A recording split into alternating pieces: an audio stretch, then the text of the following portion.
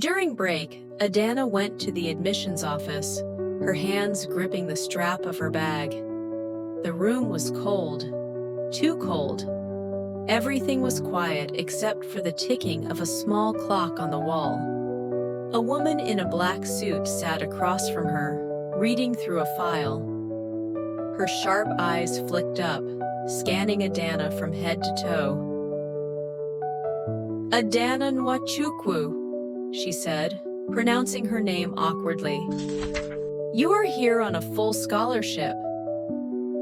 "Yes, ma'am," Adanna answered quickly. The woman nodded, flipping another page. "We rarely accept scholarship students here. Our school is for the best. Do you understand that?" Adanna swallowed hard. "Yes, ma'am." The woman stared at her for a moment, then sighed. "You will be expected to keep up with our high standards. You must maintain excellent grades. Any failure will result in the loss of your scholarship." "I understand," Adanna said, her voice firm. The woman pressed a button on her desk. "Take her to the dormitory." A young staff member appeared and gestured for Adanna to follow. As she walked through the school, she couldn't help but feel small. Everything was so big. The halls were wide, the floors shiny, and the students walked with confidence, dressed in expensive clothes beneath their school blazers. She could hear them whispering, "Is that her? The scholarship student? She doesn't look like she belongs here." Adanna kept her eyes forward. She had come too far to let their words break her now. When they reached the dormitory building, the staff member handed Adanna a key. "Your room is on the 3rd floor," she said. "You don't have a roommate, so it's all yours."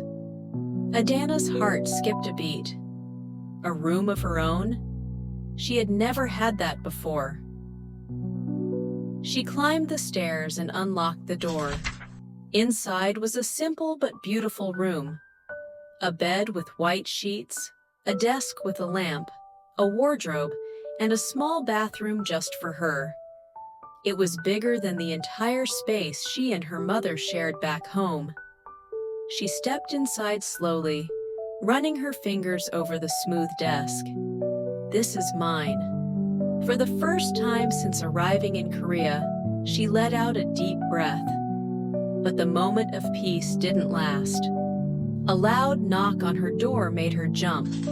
She opened it to find a girl with perfectly curled hair and sharp eyes staring at her. "I don't know how you got in," the girl said, arms crossed. "But don't think you're special just because of your little scholarship." Adanna didn't reply. She knew people like this. Back home, the rich kids had tried to make her feel small too. The girl smirked. "Let's see how long you last." Then she turned and walked away. Adanna clenched her fist. She was used to struggling. This would be no different. She shut the door and sat on her bed. This was her new life. And no matter what happened, she wasn't going to give up. Adanna's first few days at Haneul Academy were a blur of new faces, new lessons, and a feeling of being completely out of place. Every day was a battle to keep her confidence intact. The classes were harder than anything she had ever experienced. The students here were all brilliant, and the teachers had high expectations. Adanna tried to keep up, but sometimes it felt like she was falling behind. Math was the one subject where she felt at home. She was good at numbers, and even though the problems were much harder than what she had done back in Nigeria, she knew how to break them down. The problem was, no one cared about her grades. Her classmates had already formed groups of rich kids, born into the life she could only dream of. They ignored her like she was invisible, or worse, like she didn't belong. Adanna sat at the front of the classroom, keeping to herself as much as possible. But her seatmates made it hard to stay unnoticed. The girl sitting beside her was named Ji-ah. She had straight black hair, long and silky, and was always perfectly dressed. From the moment Adanna sat down, Jia gave her a cold glance before turning away. The boy beside Jia, Seokjin, was just as indifferent. He was tall, with sharp features and a serious expression. He barely looked at her, too busy with his phone to care. "Seokjin, you're not paying attention again," Jia muttered one day, as the teacher explained a difficult math concept. Seokjin didn't respond. He just continued to scroll through his phone. Adanna could hear Jia sigh loudly beside her. "Unbelievable," she muttered under her breath. "If you don't care about your grades, don't sit in the front." Adanna knew Jia wasn't talking to her, but she still felt the sting. She didn't want to be there. She didn't want to be surrounded by people who acted like the world owed them everything. But she had to. She had to prove to herself that she deserved to be here. As the days passed, Adanna started to realize that fitting in wasn't going to be easy. At lunch, she sat alone. There were always groups of students sitting together, laughing, talking about things she didn't understand. Designer clothes, vacation spots, the latest tech gadgets. She tried to speak to some of her classmates, but most of them gave her short answers before turning away. It wasn't that they were rude, but they just didn't care about someone like her. One afternoon, after class, Adanna was walking to her next lecture when a group of girls came up to her. "You're the scholarship girl, right?" one of them asked. She had long blonde hair and bright red lipstick.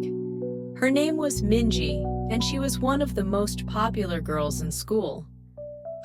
Adanna nodded, unsure of where this was going. Minji smiled, but it wasn't a kind smile. "You should know that people like you shouldn't mix with people like us." Adanna's heart sank. She had heard words like these before, but they still hurt. Before she could say anything, Minji turned and walked away, laughing with her friends. That night, Adanna lay in her bed, staring at the ceiling. The silence of her room was deafening. Everything felt so hard. She missed her mother.